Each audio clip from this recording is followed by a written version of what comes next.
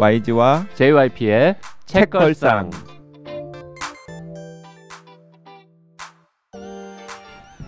책에 관한 걸쭉하고 상큼한 이야기. YG와 JYP의 책걸상이 찾아왔습니다. YG 강량구입니다. JYP 박재영입니다. 박평 박혜진입니다. 이번 주에는 박지영 님의 고독사 워크숍, 네, 요걸 읽어보고 있습니다. 그 지난번 방송에서도 느꼈는데 박평님은 유독 정말 네. 이 책을 애정하시는 것 같습니다. 저 이 책을 읽고 좀 기운이 많이 났어요. 그러니까 제가 한 5월달, 6월달에 본인도 거의 고독사 워크숍에 참여하고 온 것 같은. 저 지금 이거 했어요. 저 고독사 워크숍 같이 했다고 보고 지금 해시태그만 안 달았을 뿐이지 1일 1 국어 쓰기를 지금 뭐 한 거나 다름이 없죠. 그러니까 그 약간 좀 뭐랄까 침체기? 일을 하는 데 있어서도 그렇고 여러 가지 뭐 슬럼프라고까지 하기 그렇지만 어딘가 약간 좀 무기력하고 우리 무력하고 큰 평론가님께서 슬럼프가 있을 리가 없잖아요. 슬럼프가 항상 하이 뭐죠? 텐션을 유지해야 되기 때문에 뭐 끌어올려야 되는데 어쩐 일인지 장마가 와서 그런지 뭔가 좀 그랬어요. 근데 이 소설을 읽고 약간 위로를 많이 받았는데 이 특유의 텐션 없음. 이 소설은 정말 텐션이 없거든요. 텐션이 없죠. 나는 그거 동의 못하겠어요. 그러니까 이게 막 힘을 막 준다기보다 이렇지 않아요. 그렇다고 해서 뭐 예를 들어서 다 괜찮아. 모든 게 다 괜찮고 애쓰지 마. 이런 류는 또 아니에요. 근데 삶에 대한 그 의지 혹은 희망, 삶에 대한 얘기를 죽음이라는 비유를 통해서 계속 이야기를 해요. 그러니까 북어 쓰기라는 글의 형태를 가지고 왔다는 게 저는 이게 재밌는 포인트라고 생각하는데 매일 북어를 쓴다는 게 오늘 하루 내가 죽는 거잖아요. 오늘 하루 죽었다. 그러니까 오늘 하루를 산다라고 생각하고 그 시간을 보낸다는 게 뭐 어떻게 보면 그냥 진부한 이야기일 수 있지만 그 진부한 얘기를 한 사람의 그 평범한 삶을 너무 정성스럽게 바라보는 시선인 거예요. 누구도 그 관심 가져주지 않고 자기 자신마저도 관심 가지지 않는 나의 하루를 되게 따뜻한 시선 어떻게 보면 그걸로 바라보고 그 하루를 시시한 일을 하면서 보내는 사람들의 이야기를 이렇게 조금씩 정리를 해서 이걸 모아서 하나의 큰 그림을 만들어낸다는 게 내가 뭔가 해결돼서 괜찮아지는 게 아니라 내가 지금 알지 못하는 저쪽 다른 공간에 이렇게 또 하루를 보내는 사람들을 굉장히 구체적으로 상상할 수 있게 해줘서 그 연대라는 게 좀 위로를 주는 게 있었고 그래서 읽으면서 굉장히 좀 밝아진 네, 이상하게 밝아지게 만드는 소설이었고 그 시작하자마자 나오는 웨이비 그레이비 부고가 있어요. 그러니까 이게 실제로 있는 거거든요. 그 아이스크림 벤앤제리스 그 페이지나 그 스토리 여준기 쓴 사람으로서 가장 감명 깊게 즐겁게 읽었습니다. 다 찾아봤어요. 진짜 있는 이야기. 그렇죠. 이거 다 있어요. 거기 한번 가려고. 네. 되게 가기 힘든 위치에 있더라고요. 근데 그럴 것 같아. 자, 말씀하십시오. 이렇게 사이트에도 들어가면 근데 이 부고들 다 확인할 수 있거든요. 그러니까 아이스크림 단종된 거예요. 아이스크림 단종된 거 가지고 이제 묘비명을 만들어서 그 묘비명이 실제로 있는 걸 거의 가장 얼굴에 해당하는 페이지에 넣은 건데 이런 위트로 고독의 실존적인 어떤 고독과 외로움의 문제를 풀어나간다는 것이 주는 약간 위로감, 공감? 내가 좀 컸던 작품이었던 것 같아요. 그 작가님이 들으면 약간 뭐 불쾌하게 생각하실 수도 있는데 저는 최근에 좋게 봤던 드라마라서 또 화제작이라서 지난 시간에 이어서 자꾸 비교를 하게 되는데요. 제가 지난 시간에 그 나의 해방일지랑 굉장히 느낌이 비슷한 소설이다라는 감상을 말씀드렸잖아요. 그런데 실제로 책을 읽는 독자들에 대한 효과도 약간 비슷해요. 그러니까 어떤 점에서 비슷하냐면 나의 해방일지 같은 드라마도 그 16부작 드라마 처음 시작할 때는 굉장히 무기력하고 굉장히 되는 일 없고 답답하고 칙칙한 등장인물들이 무엇인가를 해나가면서 점점 등장인물들도 고양되고 그리고 그 드라마를 보는 시청자들도 고양되는 느낌을 가지면서 이제 뭔가 위로를 받았다라는 느낌으로 딱 드라마가 끝나잖아요. 그런데 이 고독사 워크숍이 약간 그런 게 있어요. 그러니까 어쩌면 그래서 지난 시간에 제가 불만스럽다라고 이야기했던 대목을 작가가 의도했다라는 생각도 지금 이 시점에서는 드는데 처음에 굉장히 좀 답답하고 그다음에 좀 찌질하고 그다음에 약간 같이 한숨 나오는 사람들의 이야기들을 굉장히 디테일하게 그려내는데 뒷부분으로 갈수록 그런 부분들이 상징으로 바뀌고 또 이 고독사 워크숍이라는 공간 속에서 서로 이렇게 약간씩 마주치면서 간접적인 형태지만 약간씩 마주치면서 서로에게 좀 힘을 주잖아요. 그러면서 이제 맨 마지막에는 결론은 없지만은 뭔가 어떤 방향을 작가나 등장인물들이 제시를 해주는데 그 방향이 독자한테 힘을 주는 방향이거든요. 그래서 막연하게 그냥 다 덮고 나면은 뭔가 좋았다라는 느낌을 받게 되고 그래서 저도 이 소설 다 읽고 나서 그 박평한테 좋은 책 내줘서 되게 고맙다고 내가 톡을 보냈는데 그것도 딱 그런 느낌 때문이 아니었을까 하는 생각이 드네요. 그 YG도 요거 읽으면서 약간 힐링 막 해방 막 이런 거 기운 희망 용기 이런 거 좀 얻었습니까? 뭐 저는 뭐 그런 거랑 크게 관계가 있는 사람은 아니기 때문에 그런데 약간 고양되는 느낌. 이게 왜 고양되냐면 그러니까 이 소설은 플랫하거든요.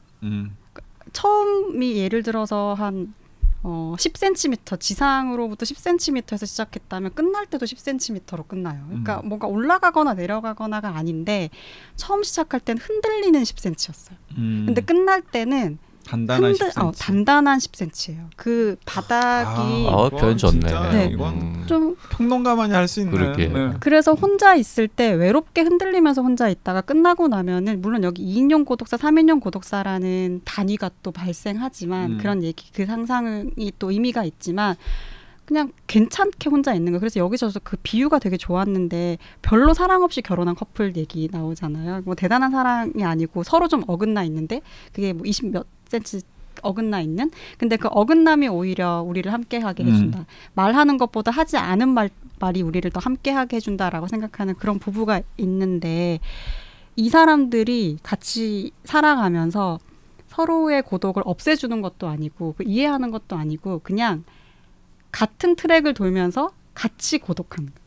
진짜 반려 고독하는 거예요. 저 사람이 고독한 거를 그냥 지켜봐주고 저 사람도 고독하다는 걸 알고 있는 한 사람이 있다는 거. 그러니까 우리가 서로가 서로에게 그런 존재가 된다는 이야기가 이 소설이 이 긴 이야기 그리고 여러 사람의 이야기를 통해서 얘기하는 되게 중요한 것인 것 같아요. 그리고 지금 사람들은 뭔가 함께하는 건 너무 중요하지만 그 함께하는 데에서 발생하는 여러 가지 이야기와 감정보다 내가 혼자 잘 있을 수 있는 것에 대한 이야기?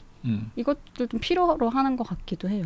그러니까 그 두 부부가 대체로 좋다. 대체로 좋다. 대체로 좋다. 예전에 그 김금희 소설 중에 좋아해?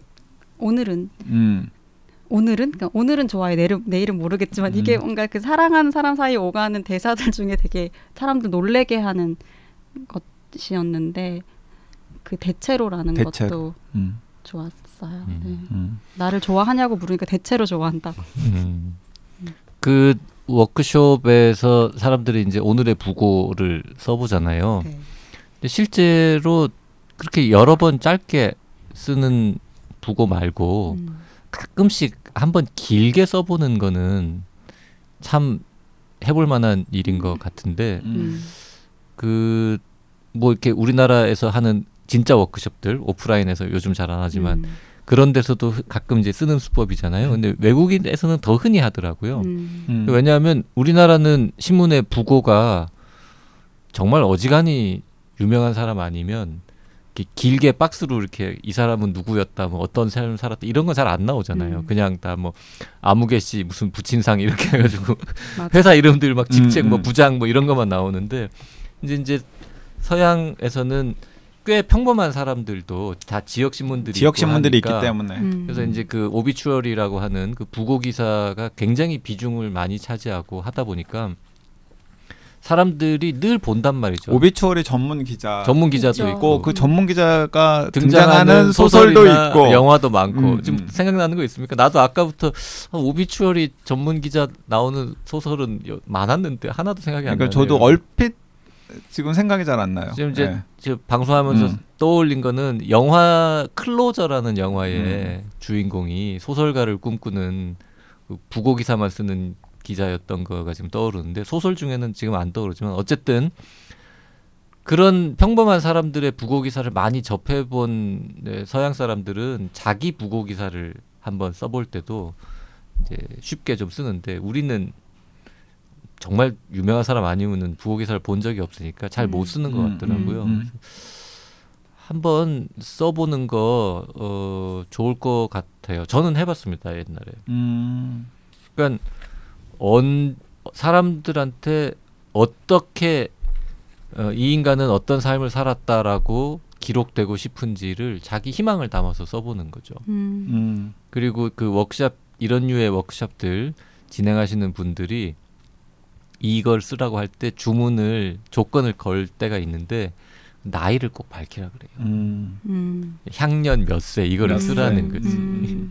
그러면서 조금 이제 상상력도 있고 뭔가 글을 쓸 의지가 있는 사람들한테는 아니 진짜로 그 대충 아무 생각 없이 쓰지 말고 정말 열심히 상상해서 써보라는 거예요. 그러면 이제 내가 몇 살 때 며칠 날 죽었다고 치고 날짜 부고기는 날짜도 쓰고 이 사람은 어디서 태어나서 뭘 하고 어떻게 쭉 길게 써보는 거죠.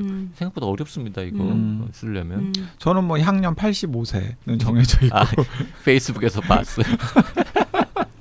근데 그 나이 얘기를 하시니까 이 장면, 이 대목이 좀 생각나는데 이거는 이제 이 책이 약간 교차 편집되잖아요. 네. 그러니까 고독한 어떤 자기 이제 워크숍에 참여하는 사람들의 이야기가 나오고 그 사람의 어떤 사연을 바라보고 일종의 논평을 하는 이제 심야 코인 세탁소 운영하는 사람들의 이야기가 이렇게 교차되거든요.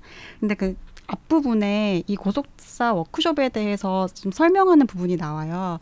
이게 뭐 이렇게 해가지고 뭐 이런 안 좋은 의도를 가지고 하는 게 아니고 우리는 이제 이런 사업이다라고 얘기하는 부분인데 믿거나 말거나요. 이걸 뭐 진심이라고 들을 수도 있고 사기라고 들을 수도 있는데 나이 얘기를 하거든요.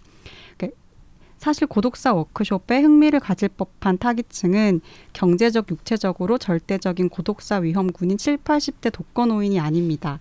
고독사에 대한 불안을 아는 채 구체적인 대안도 없이 어떻게든 되겠지라는 긍정 혹은 자기 부정의 상태에 있는 30, 40대 남녀들입니다. 어차피 피할 수 없는 고독사라면 일찌감치 자신의 고독의 안부를 묻고 친밀해지는 연습을 하며 그럴듯하게 포장하는 게 중요하다는 걸 아는 사람들이 대상인 거죠.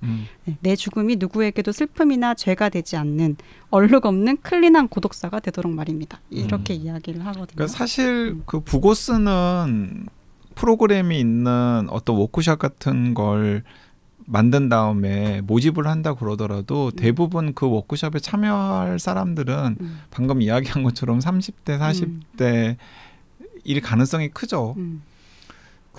그렇죠. 예를 들어서 자기 부고 쓰기 워크숍을 하는데 80대 어르신들을 모셔다 놓고 써보세요. 써보세요라고 하면은 쓸 게 없어. 내가 칙칙한 얘기를 뭐라고 쓸게 이렇게 되는 거잖아요. 맞아요. 그러니까 젊은 사람한테 쓰라고 해야 뭐 실현 가능성 없는 이제 황당무계한 이야기라도 써볼 수 있는 거니까요. 그리고 나는 JYP 이야기 들으면서 방금 떠오른 생각인데 진짜 안톤 헌님 같은 유명한 번역가님께서 고독사 워크숍을 진짜 잘 영어로 번역을 해서 내놓으면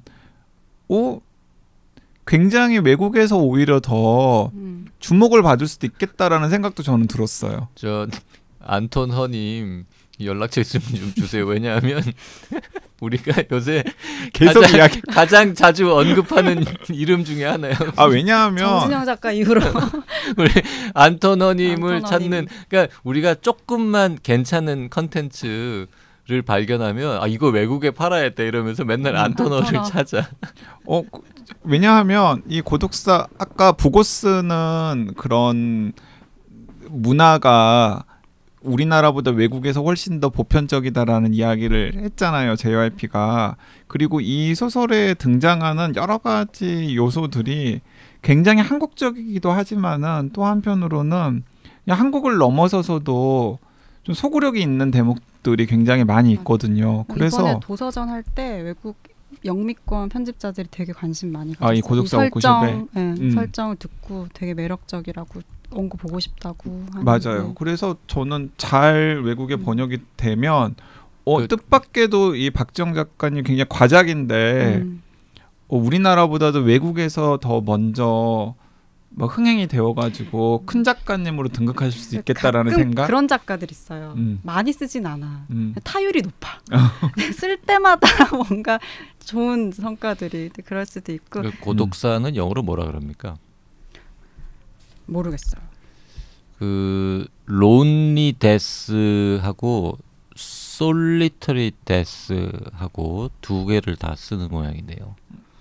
아니 고독사 워크숍이라는 책을 외국 그 출판 관계자들한테 홍보를 하려면 제목을 설명을 해줘야 돼요. 보통 론리 데스 워크숍 괜찮은데요? 론리 데스나 솔리터리 데스라고 동사로 쓸 때는 die alone. 근데 이 책이 왜 어떤 안정감을 좀 주나 이런 걸 자꾸 반추해 보게 되더라고요. 그러면 이게 고독사라고 하면 어떤 끝이잖아요. 어떤 종결점을 자꾸 상상하게 하잖아요. 그리고 그러니까 하루에 부고를 쓴다라는 것도 하루를 마무리할 때 부고를 쓰는 거잖아요. 그러니까 우리가 보통 미래에 대해서 엄청 불안하고 막연하기 때문에 더 막 그것에서 오는 어려운 마음들을 느끼는 건데 이 고독사라는 건 어떻게 끝을 상정하는 거잖아요. 그러니까 오히려 거기서부터 얘기를 시작하니까 그냥 그거 디폴트로 두고 어차피 고독할 건데 그렇게 죽을 건데 혹은 그럴 건데 그럼 어떻게 그 삶을 다르게 할 건지 우리한테 동일하게 주어지는 어떤 한 사건을 두고 그걸 꾸려나가는 과정에 대해서 역순으로 이렇게 얘기를 풀어나가니까 오히려 같은 시간인데도 그 시간을 생각하는 방식이 좀 달라지는 것 같아요.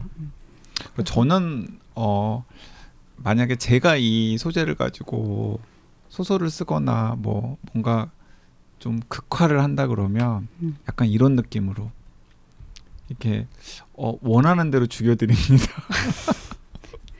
희망사 무슨 희망사. 내가 원하는 형태의 죽음. 희망사 서비스 센터. 그러니까 내가 당신이 원하는 방식대로 당신의 최후를 만들어 드립니다. 죽음의 커스터마이징 이런 거. 네, 이런 거죠. 그게 이제 그 작품을 상상했다고 했는데 현실에서도 앞으로 언젠가 나타날 수 있다고 봅니다.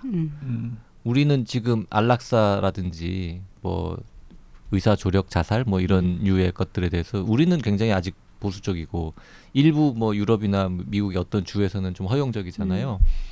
한 100년, 200년쯤 더 지나고 사람이 더 오래 살 수도 있고 더 뭔가 기계 장치의 도움을 받아서 질질 끌면서 뭔가 이렇게 이럴 수도 있고 하여튼 상황이 바뀌면 조금 더 플렉서블하게 자기가 죽는 방법, 죽는 시점을 좀 선택할 수 있는 세상이 올 것이고 그러면은 윤리학자나 이런 사람들, 법률가들이나 이런 사람들도 현실과 타협을 하기 시작할 것이고 그러면은 언젠가는 그게 현실이 되고 심지어 그게 비즈니스가 될 수도 있고.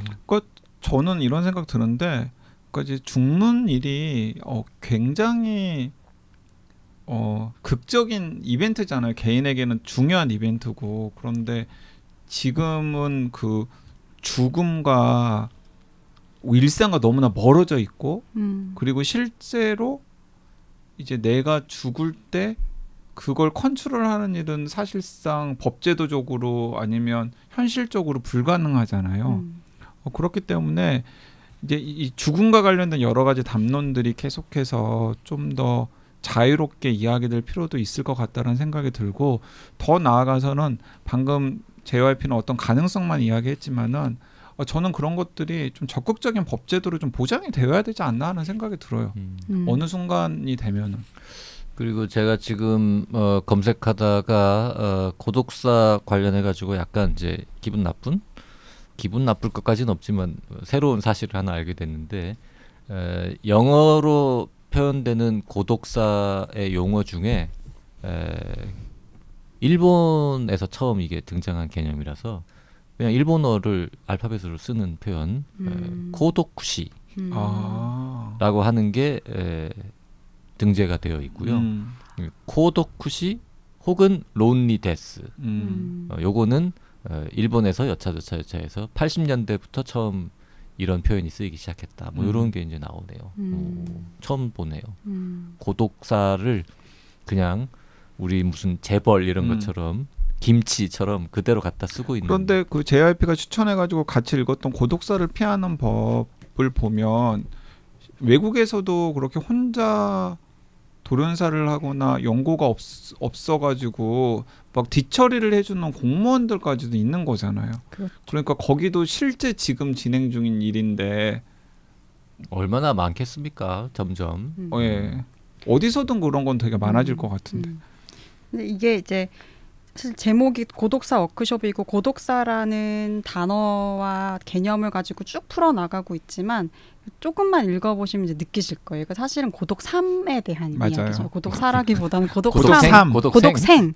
고독생을 어떻게 잘 할 수 있을 것인가. 그러니까 이제 그래서 제 기대를 배반한 소설이죠. 그럴 수 있어요. 진짜 고독사를 어떻게 그러니까 저는 진짜 본인이 원하는 대로 고독사를 세팅해주는 서비스를 하는 사람들의 이야기 나도 같은. 진짜 고독사 이야기인 줄 알았어요. 진짜 고독사 얘기죠. 근데 아니 그 말고 여기는 나름 그냥 상상의 고독사고. 죄송합니다. 제가 너무 갑자기 급발진했죠. 고독생에 관한 이야기가 대부분이잖아요. 네. 그리고 그러니까 사람들이 고독사를 생각을 하면서 워크숍에 참여를 하면서 점점 삶에 대한 의지가 고양이 되잖아요. 그건 부정할 수 없는 사실이고. 내 시시한 삶을 좀 더 애틋하게 가꿀 수 있게 되죠. 근데 어쨌든 이 책도 뭐 넓게 보면 블랙 유머가 꽤 많은 건데 저는 그래서 외국에서 통할 것 같다니까. 그래서 저는 그래서 좀 더 블랙하고 더 다크하기도 하고 더 유머러스하기도 하고 이렇게 했으면 더 매력적이었겠다라는 느낌을 지금 말씀드리는 거고 상대적으로 제가 예상했던 것보다는 덜 다크하고 그랬으면 아마 우리 큰 평론가님인 박평이 이렇게 지금 조화를 안 했겠죠. 이게 나름 취향이 분명하시더라고. 그러니까 어떻게 보면 진짜 그 더 다크한 쪽으로 가면 뭐랄까 어떤 완성도 혹은 뭐 그 안에서 문학적 완성도 이런 게 더 있었을지도 모르겠어요. 더 날카롭고 최소한 여기 지금 열 몇 편의 이제 그 글들이 나오잖아요. 한 번쯤은 진짜 어떤 나이도 많고 정말 상황이 희망이라고는 없는 정말 마지막 순간에 있는 분이 뭐 이렇게 등장할 수도 있잖아요. 예를 들면. 그렇죠. 근데 그런 게 전혀 없이 그냥 이렇게 쭉 가니까. 이거는 따뜻한 말 한마디 계열을 선택한 거예요.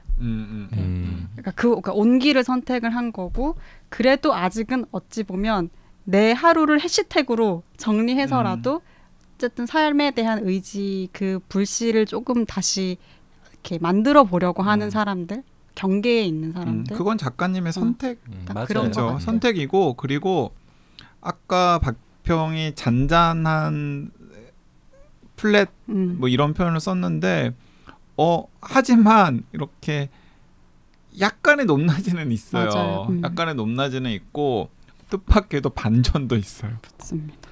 네, 뜻밖의 반전도 있어요. 그래서 이제 그 반전을 찾는 것도 작가님께서 독자들한테 이렇게 약간 수수께끼처럼 주는 거죠.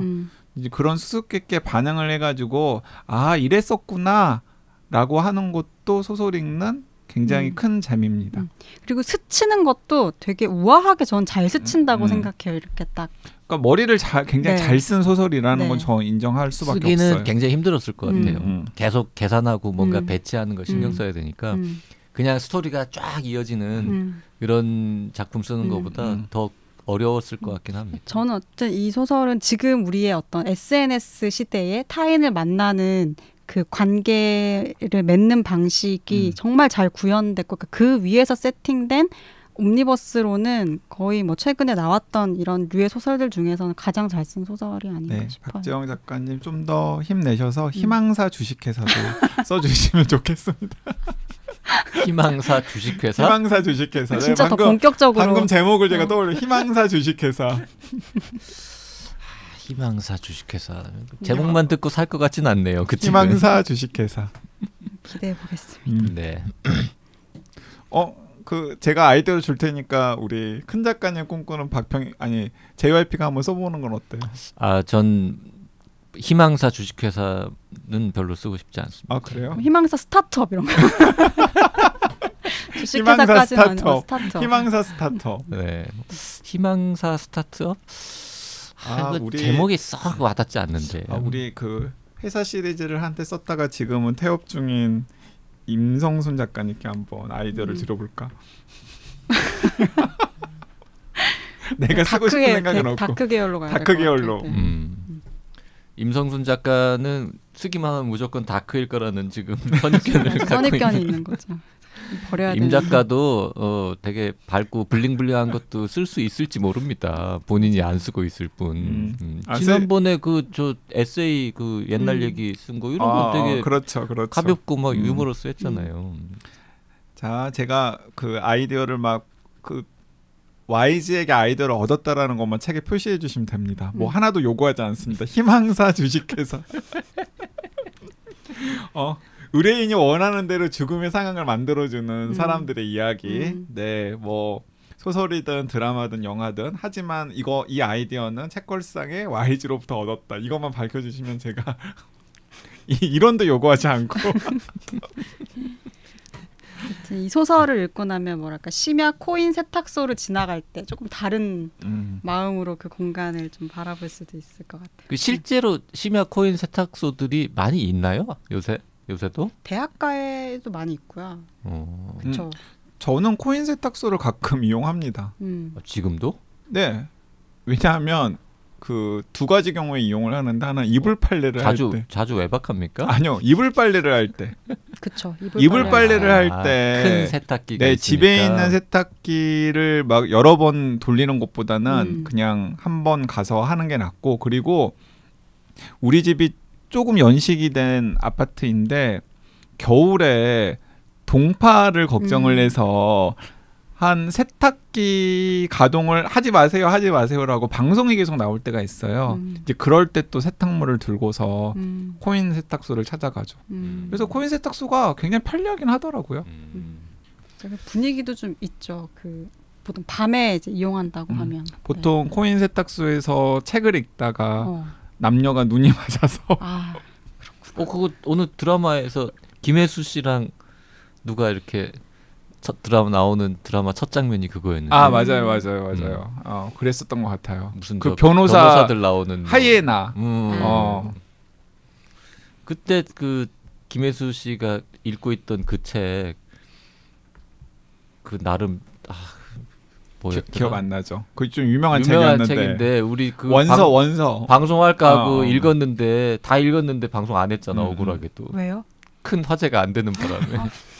그리고 그렇게 재밌지 않았어요. 그거 무슨 이름 없는 뭐. 근데 원서를 읽고 있었어요 그때. 아무튼 이번 주에는 고독사 워크숍이라는 잘 모르는 작가의 신작을 잘 알만한 이야기. 살펴봤습니다. 댓글 좀 소개할까요? 네.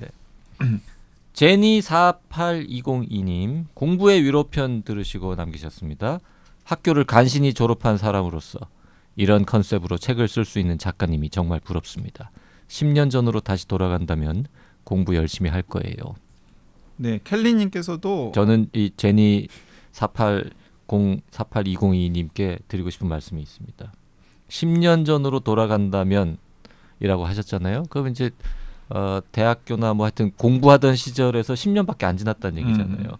지금부터라도 뭐든지 하실 수 있는 나이인데 뭘 그러십니까? 굳이 돌아가지 않아도. 그럼요. 안 돌아가도 될 것 같습니다. 켈리님께서는 우와 곽 기자님 멋져요. 저도 오랜만에 대학 시절 교양 뭐 들었는지 잠시 돌아보았습니다. 얼마 전 본가 이사로 학창 시절 모든 서적을 사진으로만 남기고 다 버렸는데 곽 기자님처럼 잘 간직해둘 걸 조금 후회했습니다. 그리고 저도 더글러스 케네디 왕관광 팬입니다. 많진 않지만 번역된 모든 시리즈 다 읽었습니다. 우와, 곽 기자님, 네, 곽 기자님과 함께 더글러스 케네디 편 하시길 고대하고 있겠습니다. 같은 책을 크루님들 어떻게 읽으셨는지, 제가 미처 몰랐던 더글러스 케네디 이야기들을 해박한 지식으로 풀어주시길 기대하겠습니다. 더글러스 케네디 특집을 하기는 해야겠는데 YG나 JYP가 그때 우리 과가람 기자랑 방송하는 바람에 난데없이 한동안 안 읽던 더글라스 케네디 책을 저는 2권 읽고 최근에 YG도 저 지금 거의 다 읽고 있어요. 여러 권 읽었잖아요. 여러 권 읽고 있어요. 예.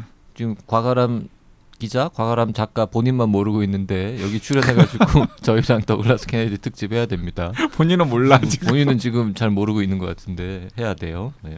본인은 먹미 뭐 이런 표정. 그분 말고 더글라스 케네디 책을 이렇게 많이 읽은 사람이 주변에 없더라고요.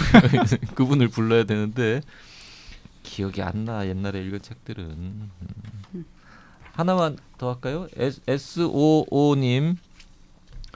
왕좌의 게임 원작 소설가인 조지 R.R. 마틴도 스토리가 워낙 방대하고 가문과 인물이 많으니까 집필 중에 본인이 예전에 썼던 내용이 기억이 안 나면 스웨덴에 사는 자신의 팬사이트 운영자 부부에게 전화를 걸어서 물어본대요. 이분들은 캐릭터들의 눈 색깔까지 다 기억하고 있을 정도랍니다. 박경리 선생님이 본인의 실수에 충격을 받으셨다는 얘기를 들으니 마음이 안타깝네요. 저는 책걸상 모든 에피소드 기본 3회 이상씩은 들은 것 같으니 이 책 얘기했었나 가물가물하시면 연락 주세요. 히히. 대단한 분이십니다. 아 그리고 심지어는 본인의 기억력에 약간 자신감이 있으세요. 와. 왜냐하면 2번, 3번 들어도 금방 까먹는 분들도 있으시거든요. 지금 그렇게. 찔리시는 분들 분명히 있으실 것 같은데. 야 대단하다. 네, 저희가 참고하겠습니다. 혹시 그리고 그거 아세요? 뭐? 그 책걸상 독지가 카페님들이 매 회차마다 언급된 책들 그 구글로 구글 닥스 폼으로 계속 정리하고 계시는 거? 그거 알고 저번에 말씀드리지 않았나요? 우리 제작진이 꽤 많이 해놨기 때문에 그거를 공유하면 되는데 안 할 거예요? 그 모든 에피소드가 다 있지는 않고요. 우리도 그런 게 좀 약간 자료 데이터베이스가 필요할 것 같아서 꽤 이렇게 하고 있어요. 그런데 이제 그분들은 진짜 꼼꼼하게 하시는 것 같더라고요. 그러니까 약간이라도 언급되어 있는 책들을 다 나열을 하시는 것 같아요. 그 제작진이 정리한 파일에는 그렇게까지 우리가 정말로 지나가다가 제목만 말하고 넘어간 것까지 다 언급되어 있지는 않답니다. 좀 비중 있게 다뤄진 것만 정리하고. 네, 그러니까 제작진들은 아마 메인 책이랑 그 다음에 관련 책, 아니면 뭐 여름휴가 특집하면은 그 특집에 추천했던 오프닝 할 때 혹은 클로징 할 때 한 번씩 더 언급했던 책들만 정리를 했을 건데 진짜 그분들은 매 회차마다 들으시고 메모하시면서 들으신 다음에 입력을 하시는 것 같더라고요. 그걸 공지로 띄울까? 그 링크를? 아니 그리고 이왕 진짜로 하실 거면 요즘 음성 파일을 이렇게 던지면 그걸 텍스트로 바꿔주는 공짜 혹은 아주 저렴한 애플리케이션 같은 것들도 많거든요. 그런 거를 좀 쓰실 수도 있죠. 막 지금 독자들한테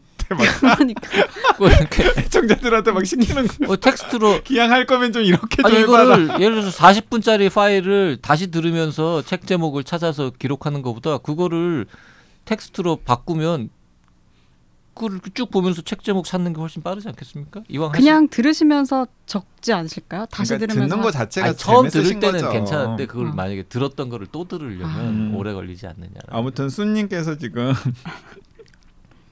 가물가물하시면 연락 달라고. 네. 아무튼 든든하다. 조지 R.R. 마틴의 팬사이트 운영자 부분 이름까지 알고 계세요. 그 엘리오 가르시아 주니어와 린다 안톤슨이라는 부부인가 본데요. 지금 이 SOO 수님은 책걸상의 가르시아 앤 안톤슨 부부처럼 뭔가 이런 역할을 네. 할 수 있다. 그 수님께서도 가명이든 실명이든 풀네임 주시면 우리가 방송에서 한번 소개해드릴게요. 네, 오늘 방송은 여기서 줄이도록 하겠습니다. 네, 감사합니다. 고맙습니다.